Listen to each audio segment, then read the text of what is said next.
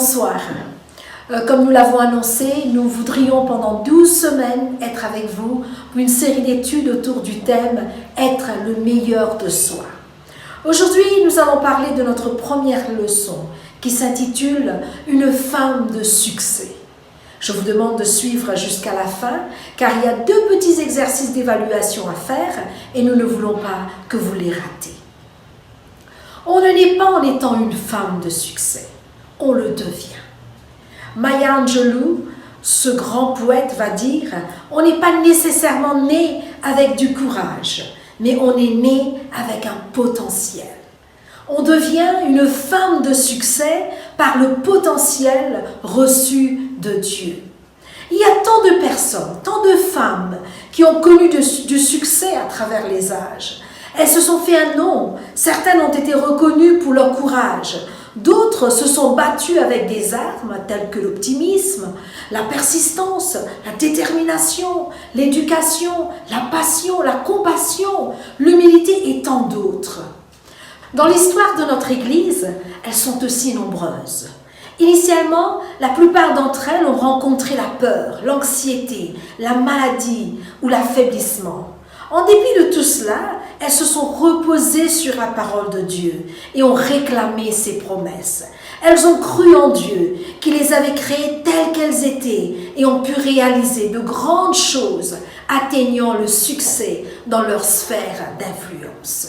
Nous allons citer quelques exemples. Catherine Booth, cofondatrice de Salvation Army. Elle était souvent malade et avait peur de parler, mais elle est devenue une femme prospère, dirigeant une église avec son mari. Il y a Amanda Smith, qui est née esclave et l'un des 13 enfants, est devenue une évangéliste missionnaire de renommée internationale. Elle a prêché en Angleterre, en Inde, en Afrique et dans d'autres parties du monde. Je vais citer encore une dernière personne.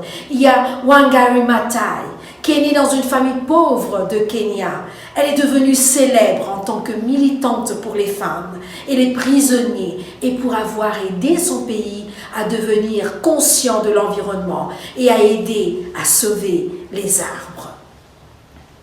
L'histoire de chacune de ces femmes révèle un triomphe et un succès spirituel. Voici la promesse qu'elles ont réclamée. « Je puis tout par celui qui me fortifie. » Je vais vous présenter 5 principes pour une vie de succès en tant qu'enfant de Dieu. Le premier principe, je comprends qu'il existe une différence entre le succès que peut offrir le monde et celui qui vient de Dieu. Le succès du monde implique des biens, une position, une performance, une apparence et un entourage. Le véritable succès qui vient de Dieu trouve ses racines dans le sentiment de valeur et d'unicité provenant de la position que nous avons en Christ. Il est crucial de comprendre ce que c'est que le véritable succès et le différencier de celui du monde. Le succès se définit dans l'effort déployé pour devenir tout ce que Dieu a désiré que nous soyons à travers les dons qu'il nous a faits. Le succès veut donc dire atteindre son plein potentiel en Jésus-Christ, qui nous l'a déjà assuré. Et cela nous emmène à notre deuxième principe du succès. Le deuxième principe, le succès m'est déjà assuré. Jésus est mort pour m'assurer le succès. Grâce à sa mort, toute l'abondance que contient l'univers m'appartient. Je suis maintenant une enfant du roi, une fille de Dieu, et je puis tout par ce Jésus qui me fortifie. Je n'ai pas peur d'avancer. Je veux utiliser à fond les potentiels qu'il m'a donnés. Le succès m'est déjà assuré, et le succès vous est déjà assuré. Le troisième principe, je suis quelqu'un. Je suis une enfant de Dieu créée à son image. Le véritable succès, comme je l'ai dit tout à l'heure, qui vient de Dieu, trouve ses racines dans le sentiment de valeur et d'unicité provenant de la position que nous avons en Christ Jésus. Je suis unique. L'Éternel m'a appelé dès ma naissance. Il m'a donné dès ma sortie des entrailles maternelles. Nous pouvons lire cela dans Ésaïe 49, le verset 1er. Alors que j'étais encore à l'état de cellules microscopiques, Dieu a configuré mon ADN et a aligné mes gènes et mes chromosomes pour faire de moi la personne unique que je suis. Il n'y a personne d'autre comme moi parmi les 7 milliards et plus de gens vivant sur la planète Terre. Personne n'est comme moi. Il n'y a pas deux Marjorie. Même ma fille n'est pas comme moi. Et je voudrais emprunter les paroles de David pour vous dire « Je loue Dieu, car je suis une créature merveilleuse. » Le succès, c'est d'accepter qu'on est unique et qu'on a de la valeur, car nous sommes un enfant de Dieu, créé à son image, et notre contribution dans ce monde est importante. Le 4e principe, Dieu a un plan particulier pour ma vie. Chaque jour, les regards bienveillants de Dieu sont sur nous et son amour nous accompagne. Il désire que nos vies soient réussies et que nous soyons bénis. Il a des plans de bonheur pour chacun de nous. Dieu est grand et il voit les choses en grand. Nous, des fois, nous limitons nos projets à cause de nos raisonnements humains. Mais Dieu voit l'avenir en grand et il veut que nous ayons de l'espérance. Désormais, envisageons notre avenir comme étant jalonné de victoire. Ellen White va dire que tout comme nous sommes assurés qu'une demeure nous est préparée dans les lieux célestes, nous savons aussi qu'une place particulière nous est destinée sur terre pour accomplir une œuvre divine. Êtes-vous prête à laisser Dieu réaliser son plan de succès pour votre vie? Le 5e principe, le succès est un voyage et non une destination. Le succès n'est pas quelque chose que nous acquérons en un jour. Le succès a tout à voir avec nos choix, nos actions, expériences au quotidien et peu importe leur taille. Le succès est lié au fait d'être fidèle à qui vous êtes et à la manière dont vous choisissez de réagir à chaque circonstance qui se produit dans votre vie. Ellen White va dire que nous occupions une position élevée ou humble, que nous soyons riches ou pauvres, tous ont une œuvre à accomplir pour le maître et tous sont appelés à l'action. Et j'aime bien ce que dit Arthur Robert Ashe, le joueur de tennis professionnel américain qui a remporté 3 titres du Grand Chelem en simple.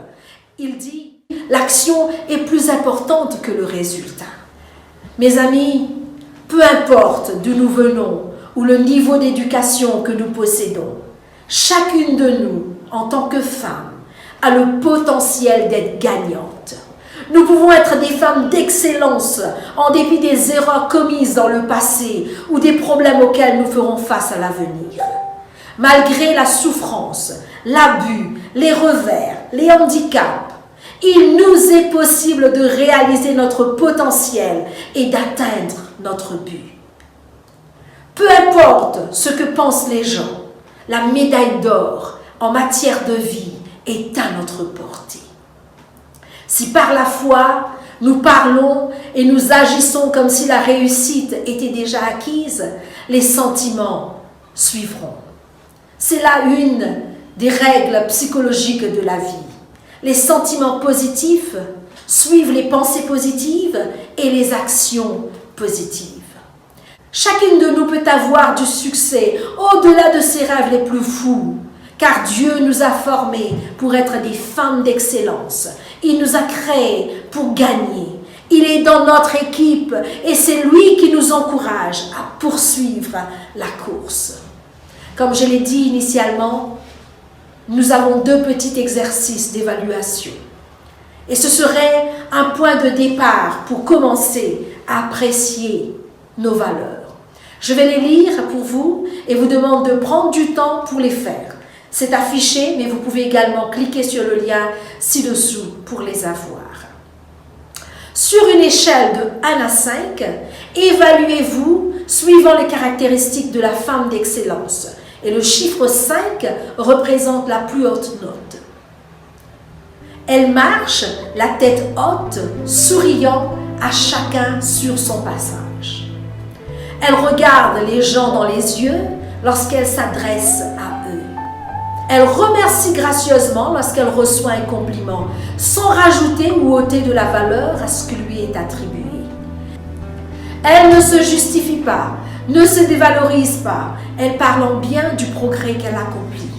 Elle s'habille de façon à se mettre en valeur et paraître sous son meilleur jour à tout moment. En public, elle marche d'un pas ferme, les épaules droites, tout en étant relaxe.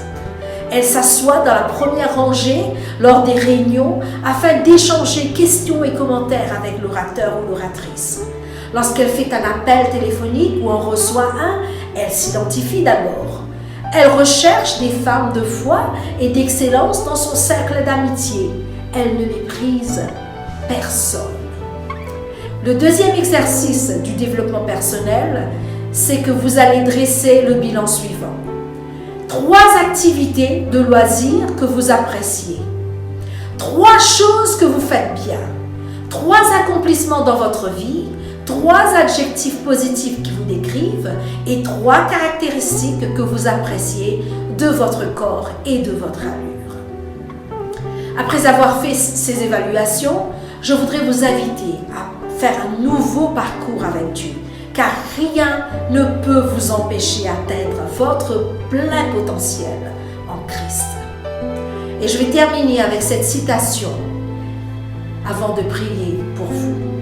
Si le monde te met sur un chemin que tu n'es pas, si tu regardes devant toi et que tu ne veux pas arriver à cette destination, que tu regardes derrière et ne veux pas retourner à ton point de départ, sors du chemin, construis-toi un nouveau chemin. Prions. Seigneur, merci pour les difficultés et les mauvais jours. Ils nous font tous tourner vers toi. Nous savons que nous ne pouvons rien faire sans ton aide. Nous réclamons les promesses de ta parole et nous te demandons de nous aider à persévérer et à ne jamais abandonner, d'avancer le cœur plein de confiance, car tu nous as créés pour le succès. Amen.